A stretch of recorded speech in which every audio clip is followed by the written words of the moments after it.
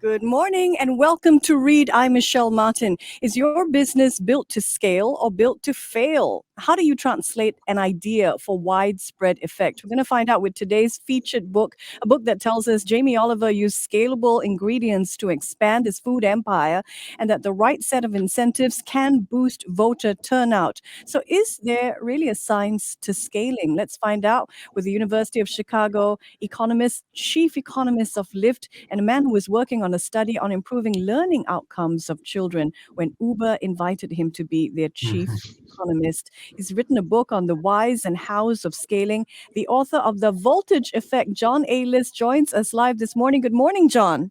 Hey, thanks so much for having me. Welcome to Singapore Radio. We're just thrilled to speak with you. John, I have to ask about the catchy title. What is the voltage effect, and why does the book's title point to things that can go wrong if you scale? Yeah, absolutely. So, first of all, thanks a lot. This is my first trip to Singapore, and I'm so glad to be here. So, The Voltage Effect is really a book about the science of scaling. So, in my work in the White House and with various firms around the world, it's always about will the idea scale? And it's usually monikers like move fast and break things, fake it till you make it. That's art. So, what I do in the book, The Voltage Effect, is I add science. Now, what I mean by the voltage effect is when we try something in the small and we try to expand it or scale it, every time that scaling leads to something that's very different than what happens in the small. And usually what happens is voltage drops. So what I mean by that is it looks great in the petri dish. And we have these high excitement and high enthusiasm, but then when we scale it, there's a huge voltage drop. That's typically what happens. So there's something about the original idea that loses its power when we try to go for a scale. What are the vital signs that an idea and the way it is being expanded will cause a voltage drop, John? Yeah, that's right. So in the book, I document 5 major reasons why, when we try to take ideas from the small to the big, they end up not being so great. The first one is there's just no voltage to begin with. In science terms, that's called a false positive. It looked great, but the data were just lying. So that's vital sign number one. Make sure that your idea isn't a false positive. Vital sign number two is know your audience. So, what I mean by that is many entrepreneurs overestimate the extent of market. They think, this small group of people like my product, but when I scale it, everyone's going to love it. That typically doesn't happen. It's called size of market. And in many cases, we overestimate the size of market we can actually get or the piece of the pie. The third vital sign is are there specific situational features that cause you to have success, but those can't be replicated at scale? Here, I want you to think about restaurants. A lot of restaurants try to scale. If the original success is due to the chef, it will never scale because unique humans don't scale. But if the initial success is due to the ingredients and you can buy those ingredients at scale, that will work. The ingredients will scale. So that's the third vital sign. The fourth one is all of our ideas have spillovers.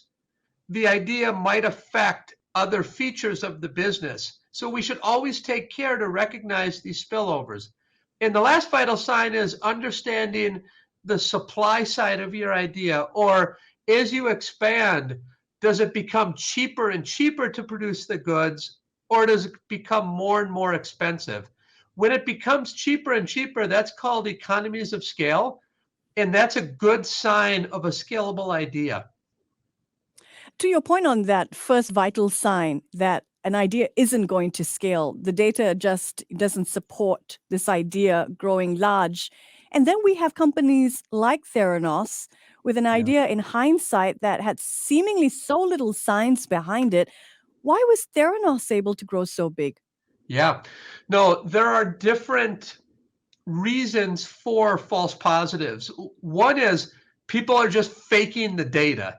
That's what she was doing. She was outright fraudulent, and she was so good at it that she duped people for years. And her idea was, I'm going to dupe people and bring in a bunch of money, this fake it till you make it mentality. And then I'm going to get so much money that I'm going to find an idea that will work.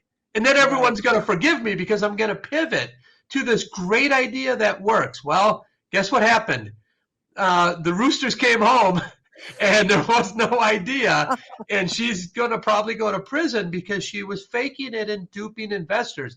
That's one kind of false positive. There are other kinds of false positives too, that you just have data that is lying to you. The data are not representative of the broader market. That's an honest type of false positive.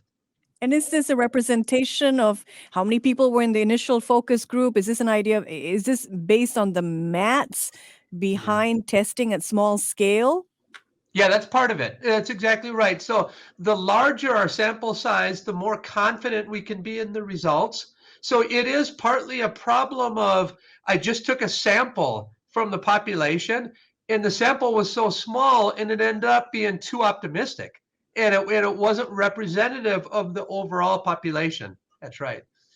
So, in the investment world, a lot of attention is being paid to these transport apps. You know, initially they were very low fares, and now we're seeing a huge surge in fares. A lot of drivers leaving these Yeah. apps to look for jobs in a post COVID world back in the office because they're being paid better. You Yeah. were chief economist at Uber. What Yeah. does this book shed light on about its founder, Travis Kalanick's fall? No, that's a good point. So I was hired in 2015 by Travis, and I found Travis to be a great guy.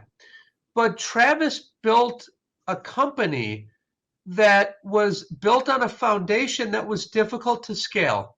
So the culture that Travis built for Uber was a great culture from startup to say 500 million or a billion, but it was a very difficult culture to build from a billion to 120 billion.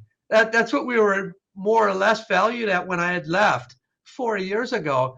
And that was then a difficult foundation because Travis is a great leader at the very beginning to be a visionary and get the troops, including me, to work hard and be imaginative in very important ways. But after that, you need a very diverse workforce. You need men and women and white and black and brown, and you need all kinds of different types of workers to scale to the level where Uber wanted to scale. And that's where it became a little more difficult at Uber. You've touched on this area of diversity as being necessary to scale. For entrepreneurs listening in, what are some other key strategies that you can share on how to maximize your chances of being able to scale successfully?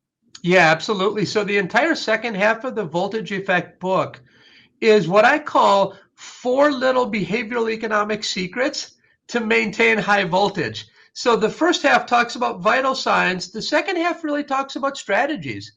And in the first chapter, I talk about what are the best incentives to use for scaling. And I importantly draw out incentives that are non financial in nature.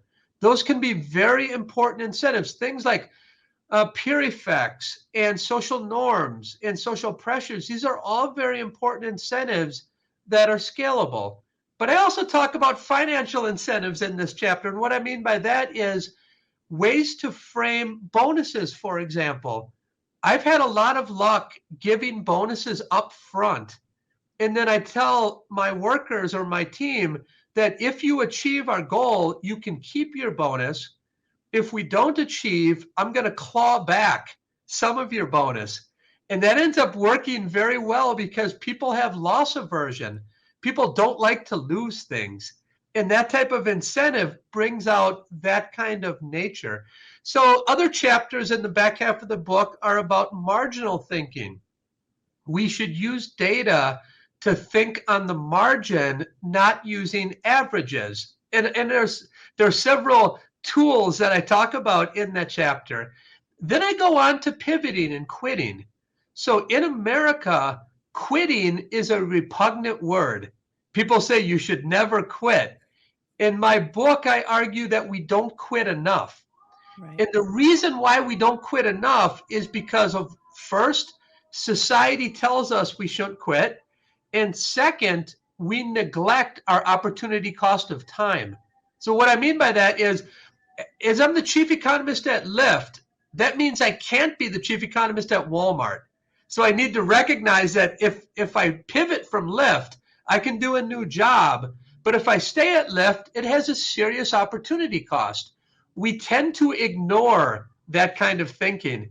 And then the last chapter in the second half of the book is about building a culture, exactly as you brought up, and how we can build a culture that is scalable. Let's touch on a point that you raised earlier, and that is knowing your audience. And you write in this book, The Voltage Effect, for a comedian to kill it, she really has to know her audience. And jokes that bring down the house in one setting could fail in Yeah. another. And one idea that succeeds with one group may fall flat with another. You know, in this day and age, we hear so many entrepreneurs come on the show and talk about hyper personalization, even in the field of building or office design, hyper personalization to the needs of users. What is it that business that are scaling across a huge variety of audience segments, what do they do better than others? Yeah, 100%. It's a great question. So in this chapter, I talk about what are ways that you can try to measure your audience. What are ways that you can try to measure what your audience wants? And many of us use surveys. We bring a group in, it's called a focus group, and we ask them. And I talk about this story with McDonald's.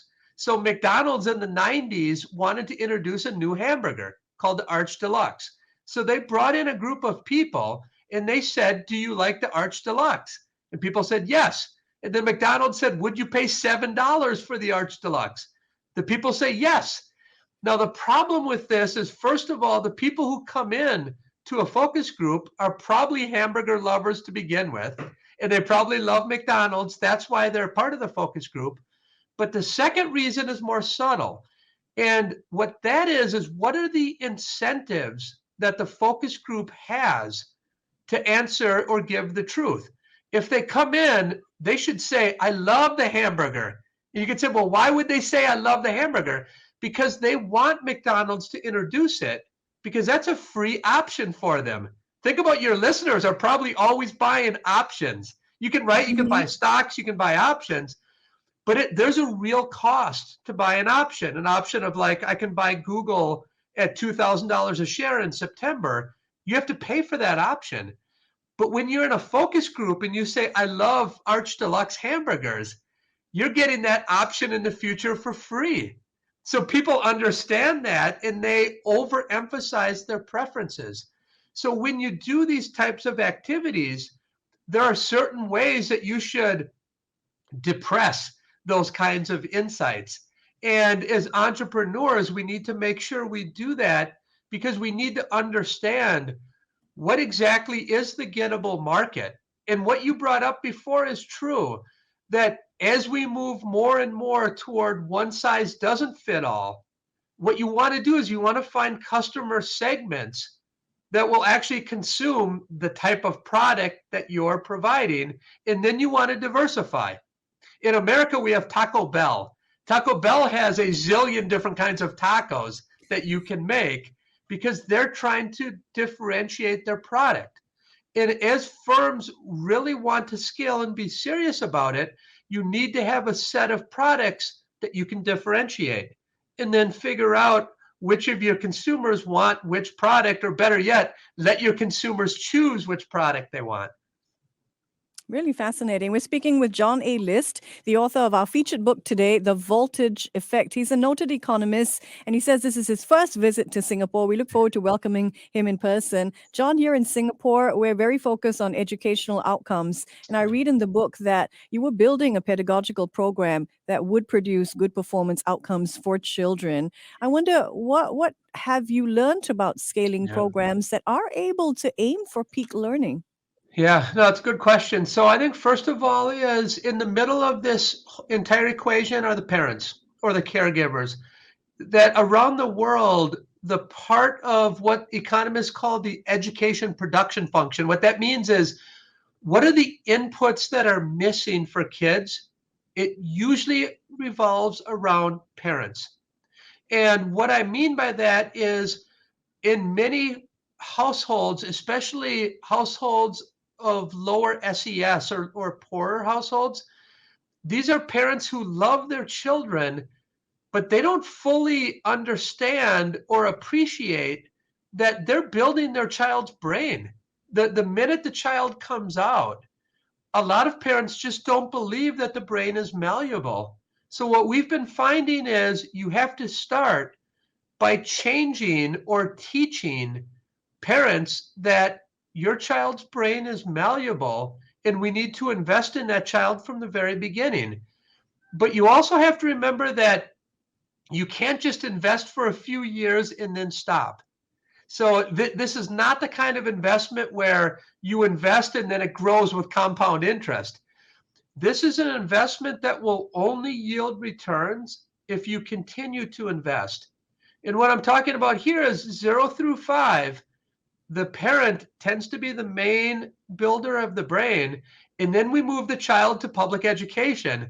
It still needs to be great there as well. And the parent still needs to be part of the process, but they tend to take a back seat at that point and it reaches more formal schooling. But we still need to continue to have great education at those levels. Otherwise, all of the investment we make early on is just lost. So I want you to think about this as a resource that you need to continue to invest in and all the way up to the adolescent years. So I've researched from the delivery room to the adolescent years. And each of those time periods, there are unique ways to invest in children. And there are unique scalable ways as a society that we should be investing in. Oh, so fascinating. John, absolute pleasure to speak with you. And we look forward to welcoming you here to Singapore really soon. In the meantime, we've got your book to chew on, The Voltage Effect. John Aylis joining me live right here on Read. I'm Michelle Martin. Thanks, John. Thanks so much, Michelle. Take good care of yourself and stay healthy. Money FM 89.3.